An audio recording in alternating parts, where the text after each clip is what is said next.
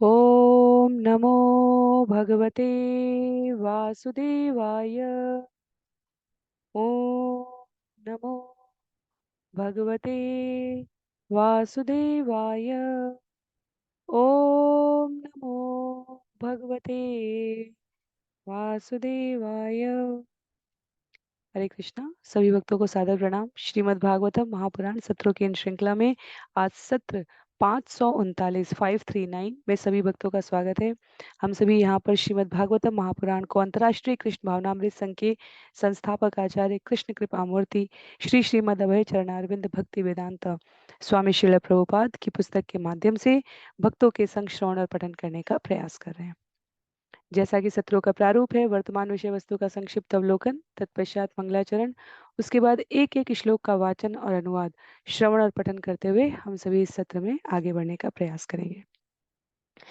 वर्तमान विषय वस्तु की संक्षिप्त पुनरावृत्ति के क्रम में यदि हम विचार करें तो स्कंद 10 अध्याय 52 कृष्ण के लिए रुक्मिणी संदेश हमने पिछले सत्र में श्रवण किया था, जहां देवी रुक्मिणी जो विदर्भ के राजा भीष्मक की पुत्री हैं, अपने भाई रुक्मी के व्यवहार से किंचित दुखी और सतर्क, क्योंकि रुक्मी अपनी बहन एकमात्र बहन रुक्मिणी का विवाह शिशुपाल के संग करना चाहता था, और रुक्मिणी आचार्यों के अनुसार भगवान की अंतरंगा शक्ति श्रीमती लादनी राधा रानी की द्वारका विस्तार बताई गई है। तो जिस प्रकार वृंदावन में श्रीमती राधा रानी है, उस प्रकार द्वारका के लिए रुक्मिणी देवी को बताया गया है।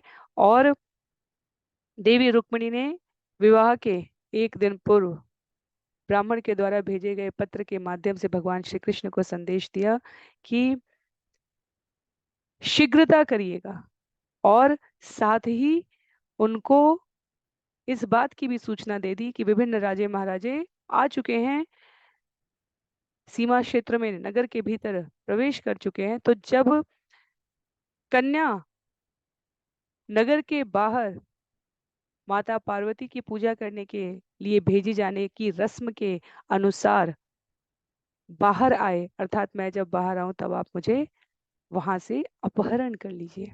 तो इस प्रकार रोचक, और माता रुक्मिणी वास्तव में परम विदुषी हैं। भगवान के द्वारा रुक्मिणी का पत्र सुने जाने के पश्चात, उनके अनुरोध को स्वीकार किए जाने का विचार करने के पश्चात जो आगे का घटनाक्रम है उसे हम आज के सत्र में श्रवण करेंगे। तो आज अध्याय 53 कृष्ण द्वारा रुक्मिणी का अपहरण, करीब 57 श्लोक है इस अध्याय में, जिसे मंगलाचरण के पश्चात हम सभी श्रवण करेंगे। आरंभ करते हैं मंगलाचरण से। नारायणं नमस्कृत्य नरं चैव नरोत्तमं देवीं सरस्वतीं व्यासं ततो जयमुदीरयेत्। शृण्वतां स्वकथा कृष्ण पुण्यश्रवणकीर्तनं यद्यन्तस्तो यभद्राणि विदुनोति सुयत्स्यतां। नष्टिप्रायेषु भद्रेषु नित्यं भागवत सेवया भगवत्युत्तमश्लोके भक्तिर्भवति नष्टिकी।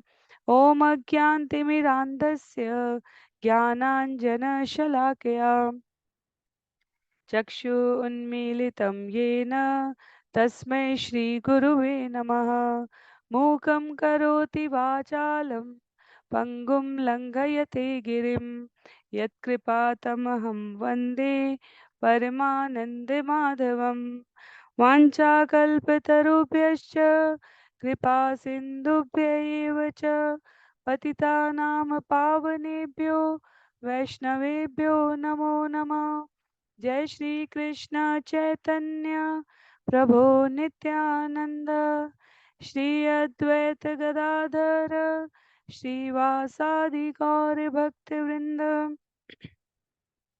हरे कृष्णा कृष्ण कृष्ण हरे हरे, हरे राम राम राम हरे हरे। हरे कृष्ण कृष्ण कृष्ण हरे हरे, हरे राम राम राम हरे हरे। हरे कृष्णा। तो पुनः सभी भक्तों को सादर प्रणाम। सत्र 539 में हम सभी आज आरंभ करेंगे स्कंद 10 अध्याय 53, जहाँ कृष्ण द्वारा रुक्मिणी के अपहरण की कथा रूप में बहुत सुंदर प्रस्तुति यहाँ सुखदेव गोस्वामी द्वारा महाराज परीक्षित को सुनाई जा रही है। श्री शुक उवाच वैदर्भ्यः स तु संदेशं निशम्य यदुनन्दन प्रगृह्य पाणिनां पाणिं प्रहसन्न इदमब्रवीत्। सुखदेव गोस्वामी ने कहा, इस तरह कुमारी वैदर्भी का गुप्त संदेश सुनकर यदुनंदन ने ब्राह्मण का हाथ अपने हाथ में लिया और मुस्कुराते हुए उससे इस प्रकार बोले। क्या बोले? श्री भगवान उवाच तथा हम अपि तच्चेत् निद्रां च न लभे निशि वेदाहं रुक्मिणी द्वेषान् ममोद्वाहो निवारिता तथाहमपि तच्चित्तो निद्रां च न लभे निशि वेदाहं रुक्मिणा द्वेषान् ममोद्वाहो निवारित। भगवान ने कहा, जिस तरह रुक्मिणी का मन मुझ पर लगा है उसी तरह मेरा मन उस पर लगा है। मैं रात में सो भी नहीं सकता। मैं जानता हूँ कि द्वेषवश रुक्मिणी ने हमारा विवाह रोक दिया है। तो यहाँ किसी प्रकार की ये तो कैसे हैं भगवान की वृंदावन के समय, अभी कुछ अध्याय पहले हमने श्रवण किया, उद्धव को भेजते हैं कि ब्रजवासियों के बिना मेरा मन नहीं लगता, राधा रानी के प्रति मेरे के बिना मेरा मन नहीं लगता, और अब कहते हैं रुक्मिणी के बिना मुझे निद्रा भी नहीं आती। तो आचार्य स्पष्ट करते हैं भगवान अपने भक्तों के बिना रह ही नहीं सकते। भगवान को, जो सर्वशक्तिमान है, जिन्होंने सभी का निर्माण सृजन किया है, उनको शारीरिक स्तर पे कोई सुख भोग भोगना हो तो उसके लिए किसी की आज्ञा की आवश्यकता नहीं है। इसलिए भगवान के द्वारा कहे गए कथन सटीक बैठते हैं जब हम उसे आध्यात्मिक अर्थ में देखते हैं। भगवान अपनी परम शक्तियों के विस्तार स्वरूप आयोजित लीला में, भगवान अपनी योजना के अनुसार क्रियान्वित किए जाने वाले घटनाक्रम में, भगवान अपने भक्तों के हृदय में वास किए जाने के अर्थ में यहाँ कहते हैं कि यदि रुक्मिणी मुझे स्मरण कर रही है, यदि रुक्मिणी का ध्यान पूरी तरह मेरे ऊपर लगा हुआ है, तो हे ब्राह्मण देव, विश्वास कीजिए मेरा भी ध्यान रुक्मिणी की ओर लगा हुआ है। तो भगवान को किसी अतिरिक्त प्रमाण पत्र की, चरित्र के प्रमाण पत्र की आवश्यकता नहीं है। यदि हम इसे सही संदर्भ में नहीं समझेंगे तो ये हमारी त्रुटि है। श्लोक संख्या 3 में कहते हैं, धामानिष्ये उन्मत्य राजन्य अप्सदान मृधे मत्पराम अनवद्यंगीम एधस अग्निशिखामिव। वह अपने आप को एकमात्र मेरे प्रति समर्पित कर चुकी है और उसका सौंदर्य निष्कलंक है। मैं उन अयोग्य राजाओं को युद्ध में उसी तरह मत कर उसे यहाँ ले आऊंगा जिस तरह काठ से प्रज्वलित अग्नि उत्पन्न की जाती है। तो आश्वस्त करते हैं ब्राह्मण देव के माध्यम से कि देवी रुक्मिणी को भयभीत होने की आवश्यकता नहीं है। राजाओं की उपस्थिति किसी भी प्रकार चिंता का कारक नहीं है। क्यों? क्योंकि मैं उन अयोग्य राजाओं के मध्य से उसी तरह मत कर लाऊंगा जैसे काठ से प्रज्वलित अग्नि उत्पन्न की जाती है। ऐसे दिखने में लकड़ी के टुकड़े के अंदर हमें अग्नि नहीं दिखती है, तथापि जब काष्ठ में से प्रसुप्त अग्नि प्रकट होती है तो इस प्रक्रिया में काष्ठ जल जाता है। उसी तरह भगवान निर्भयता पूर्वक देवी रुक्मिणी को निर्भीक करने के लिए भविष्यवाणी करते हैं कि रुक्मिणी यदि उनसे पाणी ग्रहण करने के लिए आगे आई हैं तो ऐसा करने में अवरोध उत्पन्न करने वाले दुष्ट राजागण मेरी संकल्प अग्नि में जल जाएंगे। तो सुखदेव गोस्वामी कहते हैं आगे, श्री शुकुवाच उद्वाहरक्षं च विज्ञाय रुक्मिण्या मधुसूदन रथ संयुज्य तामाशु दारुकेत्याह सारथिम। सुखदेव गोस्वामी ने कहा, भगवान मधुसूदन रुक्मिणी के विवाह की सही सही लग्न का समय भी समझ गए। अतः उन्होंने अपने सारथी से कहा, हे दारुक, मेरा रथ तुरंत तैयार करो। तो भगवान की संकल्प शक्ति के द्वारा ये पूरा संसार चल रहा है। जब भगवान को मथुरा पहुंचते अनुभव हो गया कि अब अस्त्र शस्त्र रथ सारथी आवश्यक होंगे, तो हमने श्रवण किया कि किस प्रकार जरासंध का प्रसंग आरंभ होते ही स्वयं भगवान के दिव्य आयुध और उनका वैकुंठ स्थित रथ और सारथी दोनों यहाँ दारुक उपस्थित हो चुके हैं। तो भगवान समय समय पर इसका प्रयोग करेंगे। विवाह की लगन को समझने के पश्चात भगवान ने कहा कि अब अधिक प्रतीक्षा करने का अवसर ही शेष नहीं है, हमें तुरंत पहुंचना चाहिए। सचाश्वैश्यभ्य सुग्रीव मेघ पुष्प बलाहके युक्तम रथम उपानीय तस्थो प्रांजलि अग्रत। दारुक भगवान का रथ ले आया, जिसमें शैव्य, सुग्रीव, मेघपुष्प तथा बलाहक नामक घोड़े जुटे थे। फिर वह अपने हाथ जोड़कर भगवान कृष्ण के सामने खड़ा हो गया। तो भगवान के विशिष्ट घोड़े, भगवान के विशिष्ट अश्वों के साथ प्रस्तुत करके दारुक भगवान के समक्ष खड़े हो गए हैं, उनकी आज्ञा का पालन करते हुए। और घटनाक्रम आगे बढ़ता है। कथाक्रम में यह अध्याय स्पष्ट किया गया, भगवान अपने भक्तों की किसी भी प्रकार की पुकार को कभी स्वीकार नहीं कर सकते, कभी उसके लिए भगवान प्रतीक्षा तक नहीं कराते हैं। हमने गजेंद्र के उदाहरण में देखा, हमने द्रौपदी के उदाहरण में देखा है, हमने कुंती के उदाहरण में देखा है। कहीं पर भी जब भी भगवान को भक्तों ने, यहाँ तक कि अम्बरीश महाराज और प्रहलाद महाराज के उदाहरण में तो उन्होंने पुकारा भी नहीं, पर सामने प्रतिपक्ष के द्वारा दी गई चुनौती में मेरा भक्त कहीं किंचित प्रकार भी आहत ना हो जाए, व्यथित ना हो जाए। तो अम्बरीश और प्रहलाद महाराज जैसे उदाहरण में तो सामने वाले प्रतिपक्ष के द्वारा चुनौती दिए जाने के साथ साथ भगवान उपस्थित हो गए। दारुक हाथ जोड़कर खड़े हो गए हैं कि भगवान सब आपकी सेवा में उपस्थित है। तो सुखदेव गोस्वामी बताते हैं, आरुह्य स्नंदनम शौरी द्विजम आरोप्य तूर्णगे आनर्तात एक रात्रेण विदर्भानगमथये। भगवान शौर्य अपने रथ में सवार हुए और फिर ब्राह्मण को चढ़ाया। तत्पश्चात भगवान के तेज घोड़े एक रात में ही उन्हें आनर्त जिले से विदर्भ ले गए।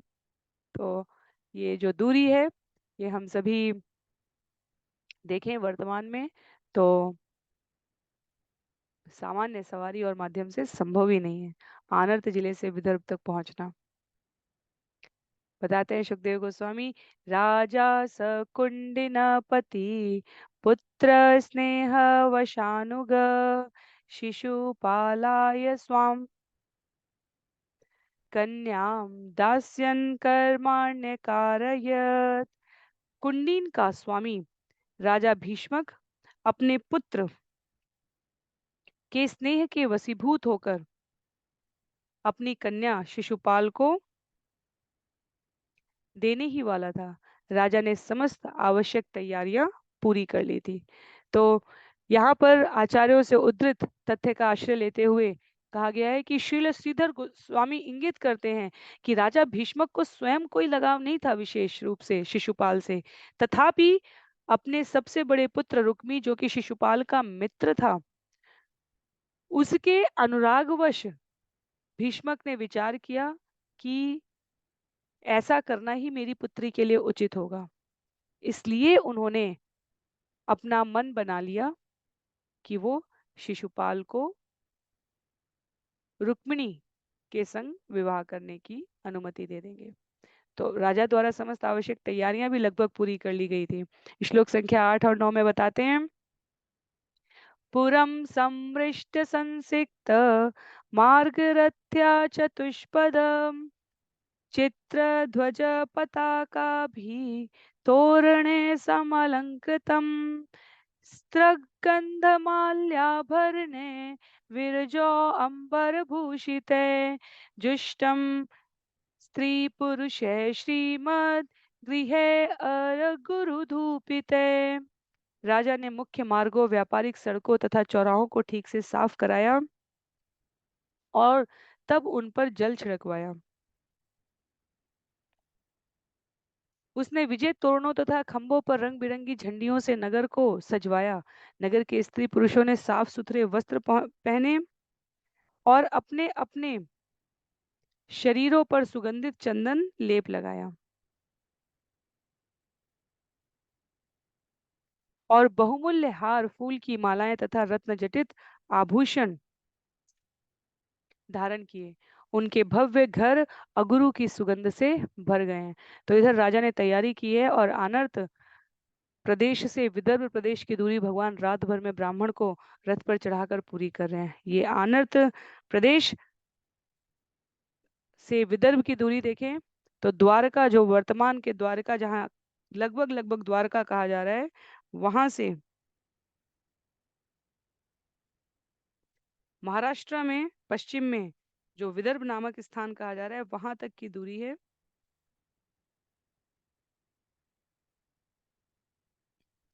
करीब नागपुर के समीप के स्थान को, तत्कालीन समय के हिसाब से।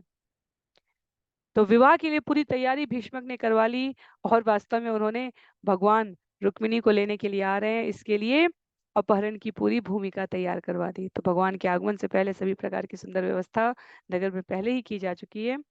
पित्रन् देवान् समभ्यर्च्य विप्रांश्च विधिवन् नृप भोजयित्वा यथा न्यायम्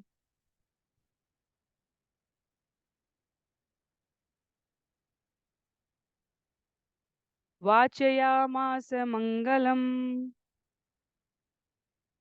हे राजन, महाराज भीष्मक ने पितरों, देवताओं तथा ब्राह्मणों को भलीभांति भोजन कराकर उनकी विधिवत पूजा की।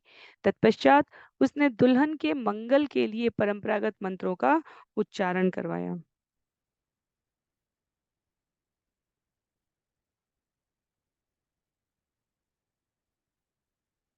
सुस्नातां सुदतिं कन्यां कृतकौतुकमङ्गलाम् आहतान् शुकयुग्मेन भूषितां भूषणोत्तमे। दुल्हन ने अपने दांत साफ किए और फिर स्नान किया और इसके बाद उसने मांगलिक वैवाहिक हार धारण किया। तत्पश्चात उसे उत्तम कोटि के नए वस्त्रों की जोड़ी पहनाई गई और अत्यंत सुंदर रत्न जटित गहनों से सजाया गया। तो मांगलिक उत्सवों पर जिस प्रकार की साज सज्जा व्यवस्था की जाती है, उसको यहाँ पर संक्षिप्त में प्रस्तुत किया है सुखदेव गोस्वामी ने। श्री विश्वनाथ चक्रवर्ती ठाकुर की पुस्तक में इसका विशद उल्लेख है। संस्कार युक्त कर्मों को करने के क्रम में आगे बढ़ते हुए चक्रु सामरिक यजु मंत्रे वध्वा रक्षाम द्विजोत्तमा पुरोहितो अथर्ववेद वैजुहाव ग्रह शांतये। उत्तमोत्तम ब्राह्मण जनों ने वधु की रक्षा के लिए ऋग, साम तथा यजुर्वेदों के मंत्रों का उच्चारण किया और अथर्व वेद में पटु पुरोहितों ने नियंता ग्रहों को शांत करने के लिए आहुतियां दी हैं। हिरण्यरूप्य वाशांसी तिलांश्च गुणमिश्रितान् प्रादाद्धेनुश्च विप्रेभ्यो राजा विधि विधांवर। राजा ने विधि विधानों के ज्ञान में दक्ष एवं अद्वितीय ब्राह्मणों को सोना, चांदी, वस्त्र, गौवें तथा गुड़ मिश्रित तिलों की दक्षिणा दी है। एवं चेदिपति राजा दमघोष सुताय वे कारयामास मंत्रज्ञ सर्वमभ्युदयोचितम्। चेदी नरेश राजा दमघोष ने भी अपने पुत्र की समृद्धि सुनिश्चित करने के लिए समस्त कृत्यों को संपन्न करने के लिए मंत्रोच्चार में पटु ब्राह्मणों को लगाया था। मदच्युदिप गर्भजानी के स्यंदने हेममाली भी पत्यश्वसंकुले सैन्य परितः कुंतिनम ययो। राजा दमघोष ने मद टपकाते हाथियों, लटकती सुनहरी सांकलों वाले रथों तथा असंख्य घुड़सवार और पैदल सैनिकों के साथ कुंडीन की यात्रा की है। तो विभिन्न राजाओं की उपस्थिति में वर और वधु का चयन किया जा चुका है। पर जैसा कि कहा गया है कि होइए सोई जो राम रचि राखा, भगवान के द्वारा जो सुनिश्चित किया गया, यदि वो हमारी योजना से मेल नहीं खाता तो हम कितनी भी तैयारी कर लें, वो संपादित नहीं हो सकता। एक और राजा दमघोष के द्वारा विभिन्न प्रकार के मंत्रोच्चारण करके राजसी वैभव के साथ प्रवेश किया जा रहा है। दूसरी ओर भीष्मक ने पहले ही तैयारियां शुरू कर दी है। दोनों इस अवसर पर मिलते हैं। तम वे विदर्भाधिपति समभ्येत्य अभिपूज्य च निवेशयामास मुदा कल्पितान्य निवेशने। विदर्भराज भीष्मक नगर से बाहर गए और राजा दमघोष से विशेष सत्कारों के प्रतीकों के साथ मिले। फिर भीष्मक ने दमघोष को इस अवसर के लिए विशेष रूप से निर्मित आवास गृह में ठहराया है। तत्र शाल्वो जरासंधो दंतवक्रो विदुरथ आजग्मूचैद्य पक्षीया पौंड्रकाद्या सहस्त्रश। शाल्व, जरासंध, दंतवक्र तथा विदुरथ जो शिशुपाल के समर्थक थे, वे सभी पौंड्रक तथा हजारों अन्य राजाओं के साथ यहाँ आते हैं। तो खेमा, वर्ग, पक्ष प्रतिपक्ष पहले से ही चयनित है। जरासंध, दंतवक्र, विदुरथ ये सब शिशुपाल के मित्र कहे गए हैं। शिशुपाल को भगवान से विशेष रूप से ईर्ष्या है। लिखते हैं आचार्य, जो भगवान श्री कृष्ण के जीवन के इतिहास से परिचित हैं, वो इस श्लोक में दिए गए सभी नामों के परिचय को केवल श्रवण मात्र से पहचान लेंगे, झटपट पहचान लेंगे कि यहाँ उल्लेखित सारे राजा श्री कृष्ण से शत्रुता रखते थे और किसी न किसी रूप में उनका विरोध करते थे। पर शिशुपाल के इस प्रस्तावित विवाह के अवसर पर इन सबको पराजित और निराश होना होगा। जरासंध को यदि भगवान उधर ही मार देते तो यहाँ कैसे आनंद मिलता। तो जरासंध समय समय पर लज्जित होते रहेंगे। भगवान तो रणछोड़ नामक जो उनका परिचय है वो अपने भक्तों की प्रसन्नता के लिए यूं ही धारण करके हैं।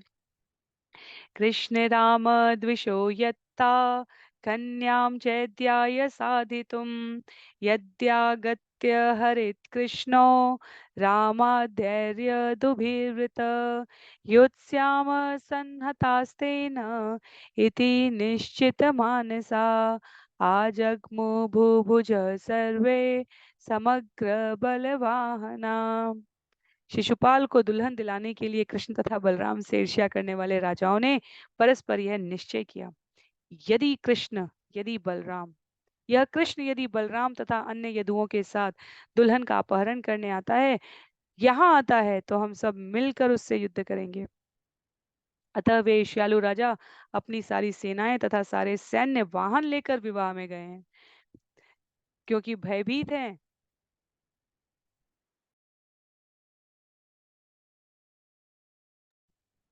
आशंका है कि संभव है कि कृष्ण यहाँ उपस्थित हो जाए। तो पहले से ही शत्रु पक्ष दृढ़ता से बंधा हुआ है भगवान का ठीक से मुकाबला करने के लिए, लेकिन आचार्य कहते हैं वे पद दलित होकर मारे जाएंगे। वे स्वयं को भगवान के समक्ष ठीक से खड़ा भी नहीं रख पाएंगे। कैसे? श्लोक संख्या 20 और 21 में बताते हुए, श्रुत्वे तद भगवत राम विपक्षीय नृपोद्यमं कृष्णं चैकं गतं हर्तुं कन्यां कलहशङ्कित बलेन महता सार्धं भ्रातृस्नेहपरिप्लुत त्वरितः कुण्डिनं प्रागात् गजाश्वरथपत्तिभिः। जब बलराम ने विपक्षी राजाओं की इन तैयारियों तथा कृष्ण द्वारा दुल्हन का हरण करने के लिए अकेले ही प्रस्थान किए जाने के बारे में सुना, तो उन्हें शंका होने लगी कि कहीं युद्ध न ठन जाए। अतः वे अपने भाई के स्नेह में निमग्न होकर अपनी विशाल सेना के साथ तेजी से कुंडीन के लिए कूच कर गए। उनकी सेना में पैदल तथा हाथी, घोड़े और रथ पर सवार सैनिक थे। तो सुंदर वर्णन है। भीष्म कन्यावरारोहा कांक्षन्त्यागमनं हरे प्रत्यापत्तिम् अपश्यन्ति द्विजस्या चिन्तयत्तदा। भीष्म की सुप्रिया पुत्री कृष्ण के आगमन की प्रतीक्षा उत्सुकता पूर्वक कर रही थी, किंतु जब उसने ब्राह्मण को वापस आए हुए नहीं देखा तो उसने इस प्रकार सोचा। क्या सोचा? अहो त्रियामंतरित उद्वाहो मेल्प राधस नागक्ष्यन्त्य अरविन्दाक्षो नाहं वेदम्यत्र कारणं सोऽपि नावर्ततेऽद्यापि मत्सन्देश हरो द्विज। राजकुमारी रुक्मिणी ने सोचा, हाय, रात बीत जाने पर मेरा विवाह होना है। मैं कितनी अभागिनी हूँ। कमल नेत्र कृष्ण अभी भी नहीं आए। मैं नहीं जानती क्यों, यहाँ तक कि ब्राह्मण दूत भी अभी तक नहीं लौटा है। अपि मय्यन्वद्यात्मा दृष्ट्वा किंचित जुगुप्सितं मत्पाणिग्रहणे नूनं नायाति ही कृत्योद्यमा।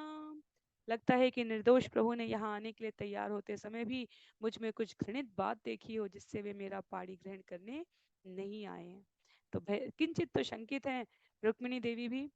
आचार्य यहाँ स्पष्ट करते हैं, हमारे शास्त्रों में वास्तव में कुछ राज्यों में अभी भी ये परंपरा बची है, रात्रि का विवाह कभी भी नहीं होता था।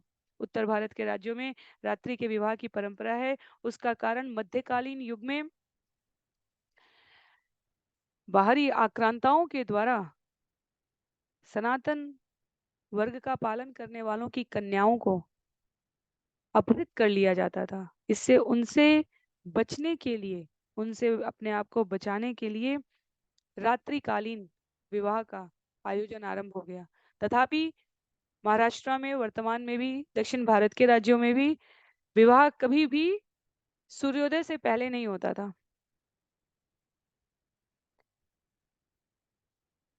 कहती है यहाँ पर, रात बीत जाने पर मेरा विवाह होना है। तो आचार्य यहाँ स्पष्ट करते हैं कि श्री श्रीधर द्वारा स्वामी द्वारा पुष्टि की जा रही है कि ये जो घटना हो रही है अभी, ये सूर्योदय के पूर्व घटने वाली है, जहां भगवान अभी पहुंच रहे हैं। तो माता रुक्मिणी के मन में ये भय है कि कुछ ऐसा दोष तो, अग्राह्य दोष तो नहीं दिख गया जिसके कारण भगवान नहीं आए, क्योंकि यदि भगवान ने निर्णय ले लिया है तो उनके द्वारा यहाँ उपस्थित ना होना ये असंभव है। फिर भी अपने मन को संयत करते हुए माता पूजा के लिए जाती हैं। दुर्भगाया न मेधाता नानुकूलो महेश्वर देवी वा विमुखी गौरी रुद्राणी गिरिजा सती।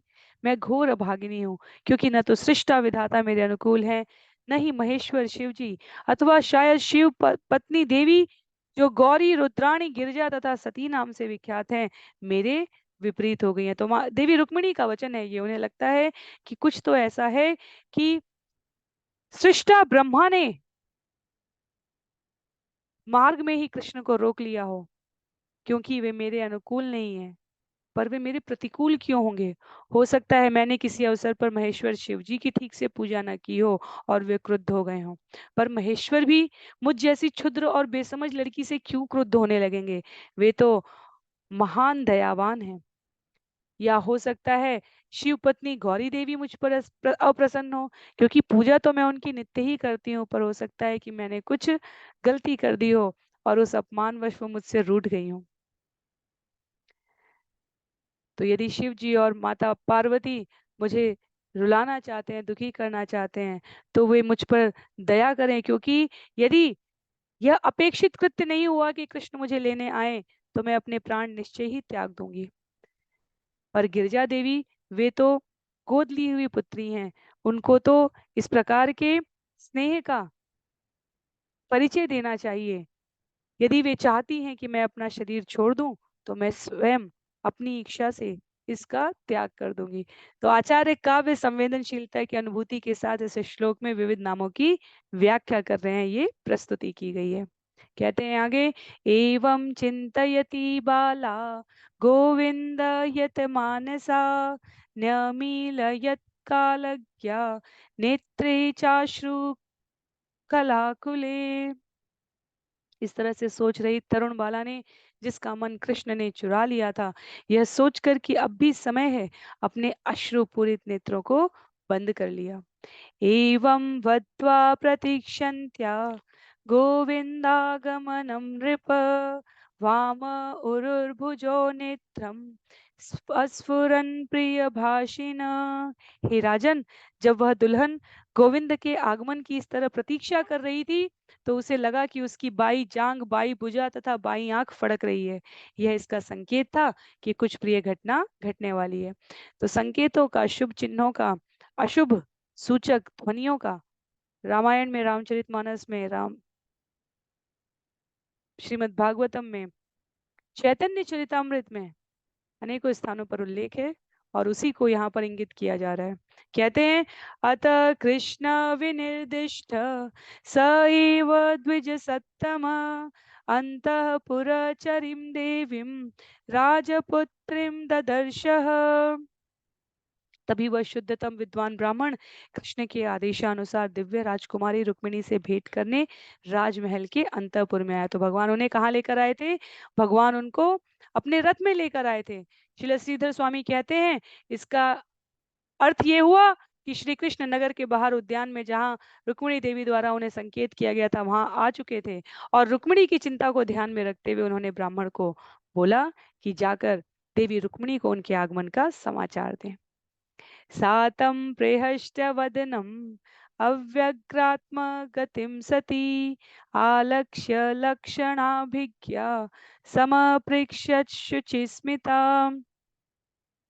ब्राह्मण के प्रसन्न मुख तथा शांत चाल को देखकर ऐसे लक्षणों की दक्ष व्याख्या करने वाली साध्वी रुक्मिणी ने शुद्ध मंद हास के साथ उससे पूछा। तो राजनीतिक पटु हैं रुक्मिणी देवी, उनकी शिक्षा पालन पोषण अत्यधिक सतर्कता के साथ भीष्मक के द्वारा किया गया, इसलिए इन लक्षणों से वो पहचान गई कि कार्य सफल हो गया। तथापि कहती हैं तस्या आवेदयत् प्राप्तं शशंस यदुनंदनम उक्तं च सत्यवचनम आत्मोपनयनम प्रति। ब्राह्मण ने उनसे यदुनंदन के आगमन की सूचना सुनाई और उनके साथ विवाह करने के लिए भगवान के वचन को कह सुनाया। तमागतं समाज्ञाय वैदर्भीयष्टमानसा न पश्यन्ति ब्राह्मणाय प्रियम अन्यन्न नामसा। राजकुमारी वैदर्भी कृष्ण का आगमन सुनकर अत्यधिक प्रसन्न हुई हैं। पास में देने योग्य कोई उपयुक्त वस्तु न पाकर उसने ब्राह्मण को केवल नमस्कार किया, जिसे भगवत दर्शन हो गए हैं। उसके जीवन में कुछ और प्राप्त करने के लिए शेष नहीं है। ब्राह्मण देव की कोई विशेष आकांक्षा पुरस्कार प्राप्त करने के लिए नहीं थी, तथापि उन्होंने भक्त को भगवान के समीप पहुंचाने के कार्य के मनोरथ को पूरा किया है। वो भगवान की कृपा के पात्र वैसे ही बन चुके हैं। तो प्राप्तो श्रुत्वा स्वदुहितुरु उद्वाह प्रेक्षणोत्सुको अभ्ययातुर्य घोषेण रामकृष्णो समर्हणे। जब राजा ने सुना कि कृष्ण तथा बलराम आए हैं और वह उसकी पुत्री का विवाह देखने के लिए उत्सुक है, तो वह गाजे बाजे के साथ उनका सत्कार करने के लिए पर्याप्त भेंटें लेकर आगे बढ़ा। तो यहाँ भीष्मक की बात हो रही है, सुनकर कि कृष्ण और बलराम विवाह देखने के लिए आए हैं, क्योंकि अन्य राजे महाराजे पहले से तैयारी करके बैठे हैं। यदि कृष्ण और बलराम यहाँ आते क्योंकि ये स्वयंवर था, तथापि विवाह एक प्रकार से शिशुपाल और रुक्मी की इच्छा के अनुसार लगभग लगभग तय था। तब भी भय था कि यदि कृष्ण और बलराम आते हैं तो हम सामना करेंगे। उसी प्रकार से राजा यहाँ पर उत्सुक है, राजा यहाँ पर प्रसन्न है, और वो अत्यंत समुन्नतता के साथ स्वागत करने के लिए आते हैं। कैसे? मधुपर्कम् उपानीय वासांसि विरजांसि स उपानया उपायनानि अभीष्टानि विधिवत् समपूजयत्। उन्हें मधुपर्क, नए वस्त्र तथा अन्य वांछित भेंटें देकर उसने निर्धारित विधियों के अनुसार उनकी पूजा की है। कैसे? तयो निवेशनम श्रीमत् उपाकल्प्य महामती ससैन्यो सानुगयो आतिथ्यम विदधे यथा। उदार राजा ने दोनों प्रभुओं के लिए तथा उनकी सेना एवं उनके संगियों के लिए भव्य आवासों की व्यवस्था की। इस तरह उसने उनको समुचित आतिथ्य प्रदान।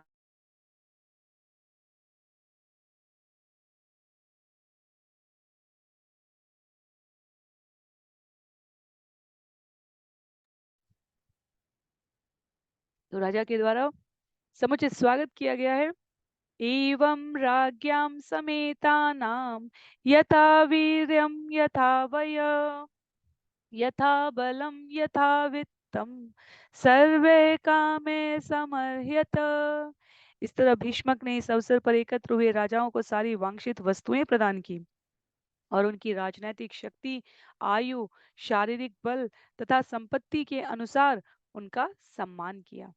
कृष्णम् आगतम् आकर्ण्य विदर्भपुरवासिना आगत्य नेत्रांजलिभिः पपुतत्मुख पंकजम। जब विदर्भ वासियों ने सुना कि भगवान कृष्ण आए हैं तो वे सब उनका दर्शन करने गए। अपनी आंखों की अंजलि से उन्होंने उनके कमल मुख के मधु का पान किया है। तो भगवान श्री कृष्ण और बलराम कोई साधारण व्यक्तित्व अपने शौर्य, पराक्रम, साहस, सौंदर्य के कारण नहीं, कोई सामान्य व्यक्ति रह नहीं गए थे वे, तथापि वे अत्यधिक प्रसिद्ध हो चुके थे। तो यदि राजनयिक स्तर पर भी देखें तो भगवान के पहुंचने की सूचना पाने मात्र से निवासी उनके दर्शन करने के लिए पहुंचते हैं। अस्यैव भार्या भवितुं रुक्मण्यर्हति नापरा, असौ अपि अनवद्यात्मा भैष्म्या समुचित पति। नगरवासियों ने कहा, एकमात्र रुक्मिणी उनकी पत्नी बनने के योग्य है और वे भी दोष रहित सौंदर्यवान होने से राजकुमारी भैष्मी के लिए एकमात्र उपयुक्त पति हैं। तो निवासी जिस प्रकार मिथिला में जब भगवान श्री राम प्रवेश करते हैं तो जानकी के लिए सुयोग्य वर के रूप में निवासियों ने कहा, श्री राम के अतिरिक्त और कोई हो ही नहीं सकता। तथापि अन्य राजे महाराजे वहां उपस्थित थे, पर नगरवासी उत्सुकता पूर्वक उनकी राजकुमारी का विवाह किससे हो, इस प्रकार की जब जोड़ा चुनने की अपनी कल्पनाएं और तर्क संगतियां प्रस्तुत करते हैं तो उसमें सिर्फ भगवान श्री राम सबसे सुयोग्य चयन के रूप में निर्धारित किए गए थे। उसी प्रकार यहाँ पर विदर्भ नगरी के निवासी कहते हैं कि राजकुमारी भैष्मी, भीष्मक की पुत्री भैष्मी के लिए तो एकमात्र कृष्ण ही उपयुक्त पति हो सकते हैं। आगे श्लोक संख्या 38 में सुंदर कथा है, इसलिए हम लोग अधिक तर्क या अधिक विस्तार के विपरीत जिस क्रम में कथा वर्णित की जा रही है उसे श्रवण करते हुए आगे बढ़ रहे हैं। किंचित सुचरितम यन्न तेन तुष्टस्त्रिलोककृत अनुग्रहाणातु गृह्णातु वैदर्भ्यापाणिमच्युत। हम लोगों ने जो भी पुण्य कर्म किए हों उनसे तीनों लोकों के सृष्टा अच्युत प्रसन्न हो और वे वैदर्भी का पाणी ग्रहण करने की अनुकंपा दिखलाएं। तो प्रार्थना करते हैं कि हमारे समस्त शुभ कर्मों के फल के रूप में भगवान श्री कृष्ण राजकुमारी रुक्मिणी के साथ विवाह कर लें, यही हमारी विधाता से प्रार्थना है। एवं प्रेम कलाबद्धा वदन्ति स्म पुरौकस कन्या चान्त पुरात् प्रागात् भटे गुप्ताम्बिकालयम्। अपने उमड़ते प्रेम से बंद कर नगर के निवासी इस तरह की बातें कर रहे थे। तभी अंगरक्षकों से संरक्षित दुल्हन अंबिका के मंदिर में जाने के लिए अंतःपुर से बाहर आई। तो अभी तो भगवान ने भक्त की पुकार सुनी, तत्पश्चात भक्त के शुभचिंतक भी भगवान के लिए यही प्रार्थना निवेदित कर रहे हैं कि देवी रुक्मिणी का विवाह कृष्ण के संग हो जाए। शिला विश्वनाथ चक्रवर्ती ठाकुर कहते हैं कि अब वह समय अत्यधिक निकट आ चुका था। कहाँ? क्योंकि जैसे ही माता की प्रार्थना करने के लिए, पूजा करने के लिए राजकुमारी रुक्मिणी बाहर जाएंगी तो भगवान के द्वारा अत्यधिक सतर्कता पूर्वक उनको लेकर नगर से शीघ्रता पूर्वक प्रस्थान किया जाएगा। कैसे? पदभ्याम विनिर्ययो द्रष्टुम भवान्याः पादपल्लवम् सा चानुध्यायति सम्यक् मुकुन्द चरणाम्बुजम् यत वाङ्मातृभिः सार्धम् सखीभिः परिवारिता गुप्ता राजभटे शूरे सन्नद्धैरुद्यतायुधे मृणङ्ग ख पड़वास्तुर्यभीर्यश्च जग्निरे गुप्ता राजभटे शूरे सन्नद्धे उद्यतायुधे मृदंग शंख पड़वातुर्भीर्य च जग्निरे। रुक्मिणी मौन होकर देवी भवानी के चरण कमलों का दर्शन करने के लिए पैदल ही चल पड़ी। उनके साथ माताएं तथा सखियां थी और वे राजा के बहादुर सैनिकों द्वारा संरक्षित थे जो अपने हथियार ऊपर उठाए सन्नद्ध थे। रुक्मिणी केवल कृष्ण के चरण कमलों में अपने मन को ध्यानस्थ किए थी। मार्ग भर में मृदंग, शंख, पड़व, तुरही तथा अन्य बाजे बजाए जा रहे थे। तो सभी प्रकार की साज सज्जा, चाक चौपन परिस्थितियों में देवी रुक्मिणी पूजा करने के लिए बाहर की ओर चली हैं। नगर के बाहर की ओर, जहां पर बहादुर सैनिकों द्वारा संरक्षित होकर माताओं और सखियों के संग वो पैदल ही देवी भवानी के दर्शन के लिए आगे बढ़ गई हैं। इस सुंदर चित्रण को प्रस्तुत करते हैं सुखदेव गोस्वामी। नानो पहार बलि भी वारमुख्या सहस्रश स्त्रगन्धवस्त्राभरणे द्विजपत्न्य स्वलङ्कृता गायन्त्य च स्तुवन्तश्च गायका वाद्यवादका परिवार्य वधुं जग्मु सूतमागधवन्दिना। दुल्हन के पीछे पीछे हजारों प्रमुख गणिकाएं थी, जो नाना प्रकार की भेंटें लिए थी।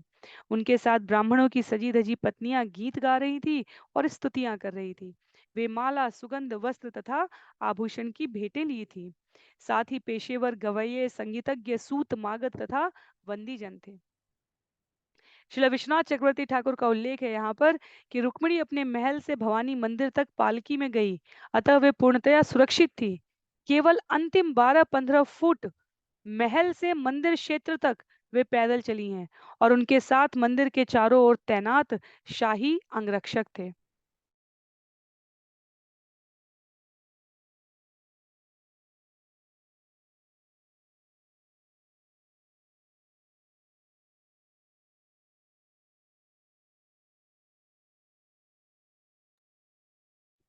आसाद्य देवी सदनम धौतपाद कराम्बुजा उपस्पृश्य शुचि शांता प्रविवेशाम्बिकांतिकम। देवी के मंदिर में पहुंचकर रुक्मिणी ने सबसे पहले अपने कमल सदृश पैर तथा हाथ धोए और तब शुद्धि के लिए आचमन किया। इस तरह पवित्र एवं शांत भाव से वे माता अंबिका के समक्ष पधारी। तांबे प्रवयसो बालां विधिज्ञा विप्रयोषित भवानीं वंदयाम चक्रुर भव पत्नीं भवान्विताम्। ब्राह्मणों की बड़ी बूढ़ी पत्नियां, जो विधि विधान में पटु थी, रुक्मिणी को भवानी को नमस्कार कराने ले गई, जो अपने प्रियतम भगवान भव के साथ, शिव जी के साथ प्रकट हुई हैं। तो आचार्यों के अनुसार भवान विताम शब्द यहाँ पर रुक्मिणी जिस अंबिका के देवी के मंदिर में गई हैं, उनके अधिष्ठात्री देवी के लिए कहा जा रहा है, जिनके पति उनका साथ देने के लिए प्रकट हुए हैं। तो स्त्रियों द्वारा इस प्रकार विधि पूर्वक ये अनुष्ठान संपन्न करवाया गया है। ब्राह्मणों की विद्वान पत्नियां रुक्मिणी की कृष्ण से विवाह करने की इच्छा से परिचित थी, ऐसा विश्वनाथ चक्रवर्ती ठाकुर की टीका में लिखा गया है।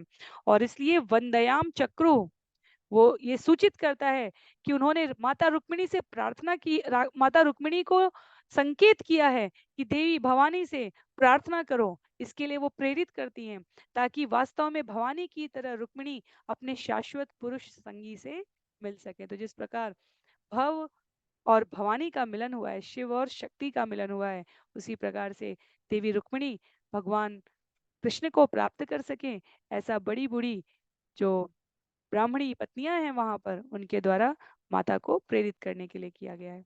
और फिर करती हैं देवी रुक्मिणी, क्या कहती हैं? नमस्ये त्वाम्बिके भीक्ष्णम स्वसंतान युताम शिवाम भूयात पति में भगवान कृष्ण तत् अनुमोदताम। राजकुमारी रुक्मिणी ने प्रार्थना की, हे शिव पत्नी माता अंबिका, मैं बारंबार आपको तथा आपकी संतान को नमस्कार करती हूँ। कृपया यह वर दें कि भगवान श्री कृष्ण मेरे पति हों। तो यहाँ पर संतान के रूप में किसे कहा जा रहा है? गणेश जी को कहा जा रहा है।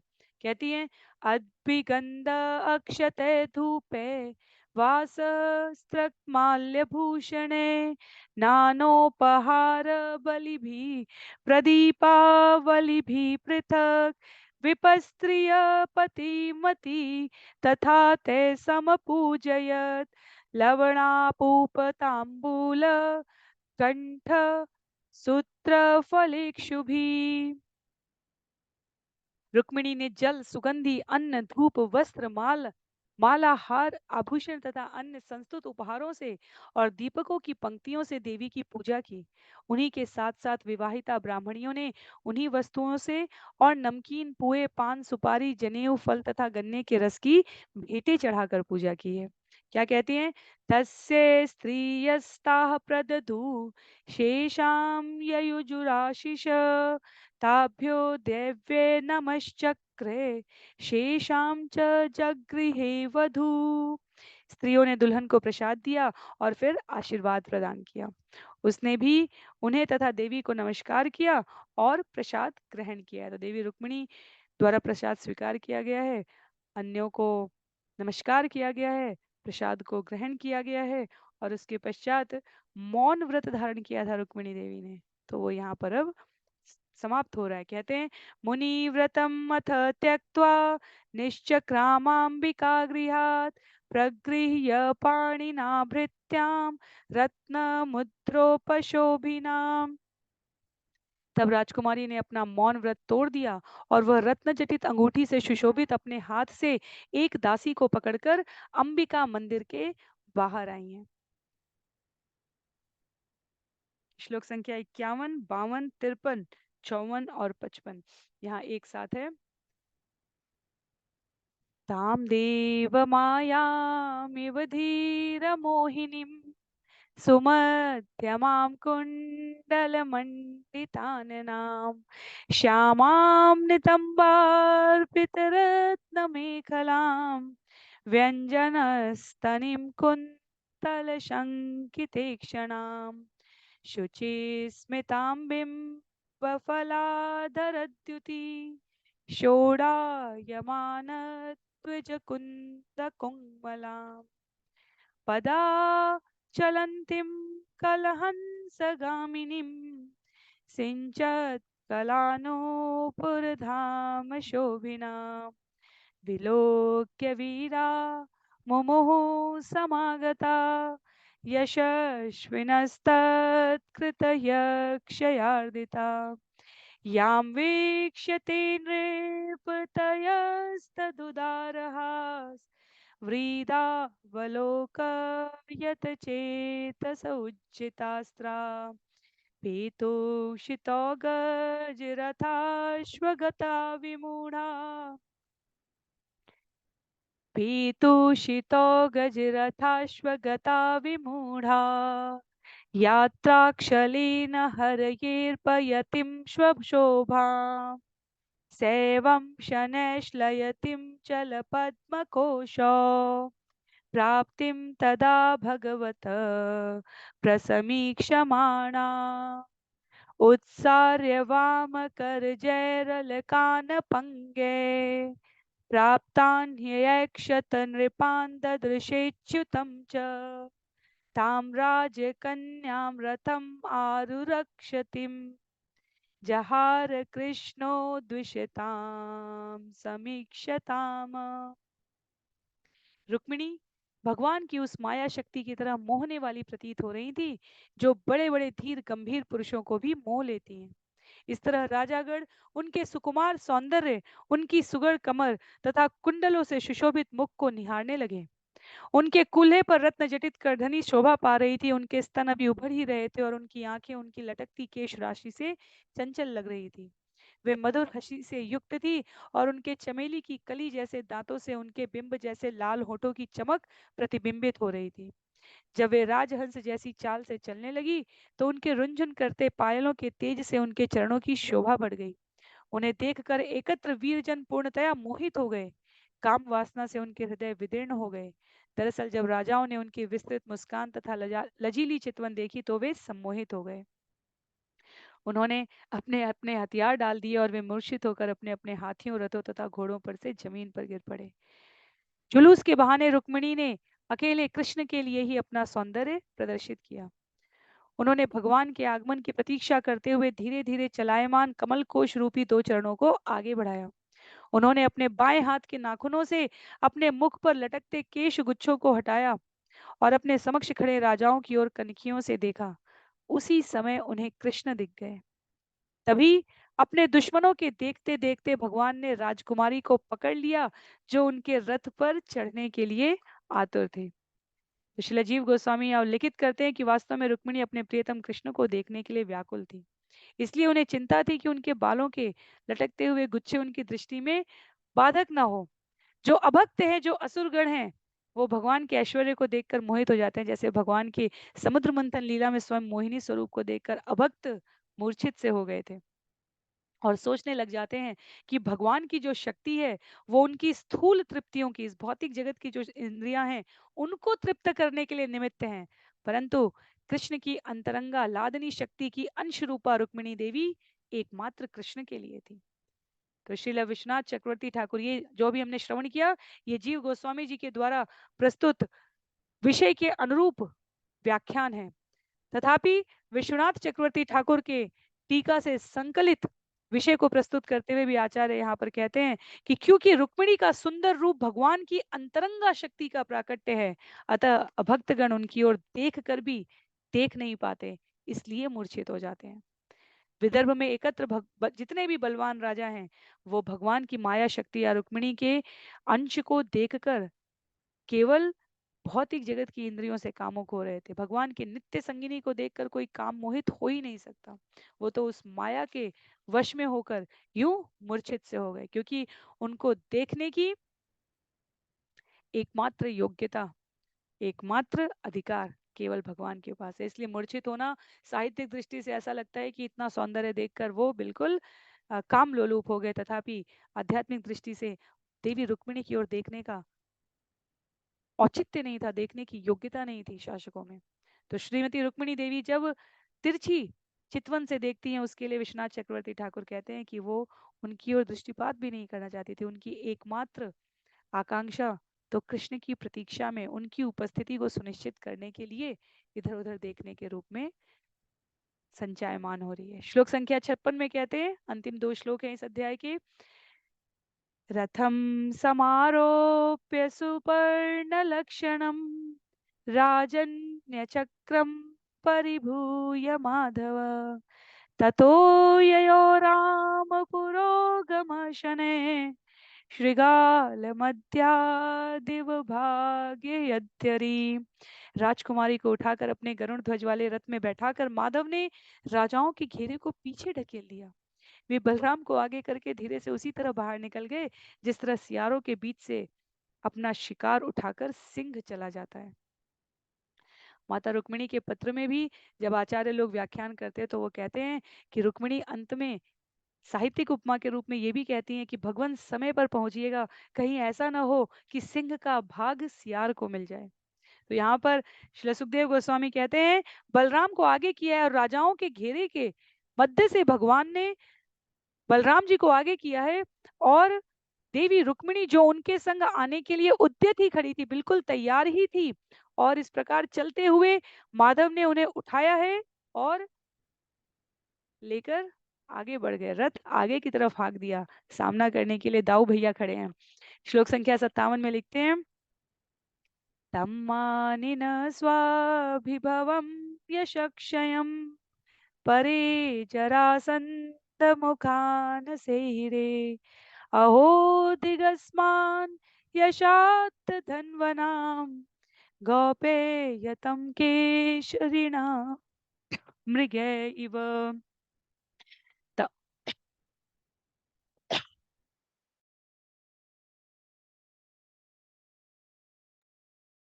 तम्मानिन स्वाभिभवं यशक्षयं परे जरासन्धमुखान् सेहिरे अहो दिगस्मान् यश आत् धन्वनां गोपेयतं केशरिणां मृगे इव। भगवान के जरासंध जैसे शत्रु राजा इस अपमानजनक हार को सहन नहीं कर सके। वे चीख पड़े, ओ हमें धिक्कार है, यद्यपि हम बलशाली धनुर्धर हैं, किंतु इन ग्वालों मात्र ने हमसे हमारा सम्मान उसी तरह छीन लिया जिस तरह छोटे छोटे पशु सिंहों का सम्मान हर लें। तो दोनों पक्ष अपने अपने आप को यहाँ पर सुखदेव जी की व्याख्या में सिंह के समान दृश्यमान कर रहे हैं। कहीं भगवान सिंह है तो अन्य राजा सियार हैं, पर जरासंध जैसे अत्यंत मोहांध राजा स्वयं को सिंह के समान तुलना करते हुए कृष्ण और बलराम को छोटे छोटे पशु कह रहे हैं। आचार्य कहते हैं असुरों की विकृत बुद्धि उन्हें वस्तुओं को, स्थितियों को सच्चाई के सर्वथा विपरीत दिखाती है। इसीलिए प्रश्न आता है कि कैसे समझें भगवान की क्या इच्छा है। भगवान की इच्छा भगवान के द्वारा उनके शास्त्रों में वर्णित की गई है। शास्त्र के वचन गुरु के आश्रय में भक्तों के संग हमें पालन करने चाहिए अपने उत्तरदायित्व के निर्वहन के लिए। यदि कुछ हमारी अपेक्षा के अनुरूप लगे कि पूरा हो रहा है तो वास्तव में उसमें भगवान की इच्छा संकलित होती है। और यदि ऐसा नहीं होता है तो हमें इसमें किसी प्रकार का रोष भाव नहीं रखना चाहिए। जो अभक्त प्रकार के व्यक्ति हैं, जीव हैं, जो भगवान के वचनों में विश्वास नहीं रखते, शास्त्र में जिनकी श्रद्धा नहीं है, गुरुओं का जो सम्मान नहीं करते, उनके लिए कहा गया है कि असुरों की विकृत बुद्धि उन्हें स्थिति को सच्चाई के सर्वथा विपरीत दिखाती है। यहाँ कहा गया है, और इसीलिए ये सियार और सिंह वाला उदाहरण स्पष्ट करने के लिए कहा गया है। कृष्ण रुक्मिणी को वैसे ले गए जैसे सिंह सियारों के झुंड से अपना शिकार लेकर जाता है, पर असुरों को क्या दिखा? स्वयं सिंह दिखे हुए अपने आप को समझे हैं सिंह, और कृष्ण को एक क्षुद्र प्राणी जैसा अनुभव किया है। क्योंकि कृष्ण भावनामृत के बिना जीवन अत्यधिक संकटमय हो जाता है। व्यक्ति प्रत्येक शुभता में अपने को प्रभुता जताने लगता है, मैंने किया, मेरे द्वारा हुआ, मैंने पाया, जबकि ये सत्य नहीं है। भक्त को ये सदैव भान रहता है। और जब प्रभुता के विपरीत आचरण भौतिक जगत का प्राणी अनुभूत करता है तो वो अपने अतिरिक्त अन्य सभी को दोष देने के लिए उद्यत हो जाता है। इसके विपरीत भक्त के जीवन में जब कुछ अस्पष्ट होता है, कुछ इच्छा के विपरीत होता है, कुछ अनुमान से विलग होता है, तो वो स्वयं को इसके लिए दोषी मानता है। इसलिए भक्त और अभक्त का एक महत्वपूर्ण अंतर ये भी कहा गया है। सभी प्रकार के शुभ कर्मों के लिए भक्त भगवान के प्रति कृतज्ञता ज्ञापित करता है, सभी अशुभता के लिए वो स्वयं को दोषी मानकर उसमें अपने आप को स्थिर रखता है। ये निराशा की बात नहीं है, ये समझने का विषय है। इस जगत में कुछ भी भगवान की इच्छा के बिना नहीं हो रहा है। जरासंध जैसे राजा स्वयं को सिंह कहकर कृष्ण को क्षुद्र प्राणी कहते हैं कि छोटे छोटे पशु सिंह का भाग लेकर जा रहे हैं। कृष्ण के द्वारा रुक्मिणी का इस प्रकार से हरण करना ये दिखाता है। तो आगे का प्रसंग और भी रोचक है। अध्याय यहाँ समाप्त हो रहा है। इस प्रकार श्रीमद् भागवतम के 10वें स्कंद के अंतर्गत कृष्ण द्वारा रुक्मिणी का अपहरण नामक 53वें अध्याय के श्रील भक्ति वेदांत स्वामी प्रभुपाद के विनीत सेवकों द्वारा रचित तात्पर्य पूर्ण हो रहे हैं। तो 57 श्लोकों का ये अध्याय तो यहाँ पर समाप्त हो रहा है। तथापि अगला अध्याय अध्याय 54 है, जिसका नाम है कृष्ण रुक्मिणी विवाह। तो युद्ध यहाँ अभी तो युद्ध आरंभ होगा, क्योंकि भगवान के द्वारा अपहरण का वर्णन किया गया है। और विवाह के क्रम में रुक्मी रुक्मी के साथ क्या होता है, इन सब का और विवाह का संपूर्ण वर्णन हम सभी अध्याय 54 में करेंगे, जहाँ 60 श्लोकों के द्वारा इसको लिपिबद्ध किया गया है। आज के लिए सत्र को यहीं पर समाप्त करते हैं। किसी भी प्रकार की असहमति के लिए, किसी टिप्पणी के लिए आप जहाँ भी जिस ग्रुप में जुड़े हैं या यहाँ इस वीडियो के कमेंट बॉक्स में अपने विचार प्रेषित कर सकते हैं। कोई कथन आपको ऐसा लगा हो जिसमें त्रुटि थी, वो मेरा व्यक्तिगत दोष है। आचार्यों के वचनों में कोई त्रुटि नहीं होती, और भगवान की कथा में सभी प्रकार की शुचिता का ध्यान गुरु शिष्य परंपरा में आए आचार्यों द्वारा स्वतः ही रखा जाता है। तो किसी भी प्रकार की टिप्पणी का स्वागत रहेगा। आज के लिए सत्र को यहीं पर समाप्त करते हैं। श्रील प्रभुपाद की जय, श्रील गुरुदेव की जय, अनंत कोटि वैष्णव वृंद की जय, श्रीमद् भागवतम महापुराण की जय। हरे कृष्णा।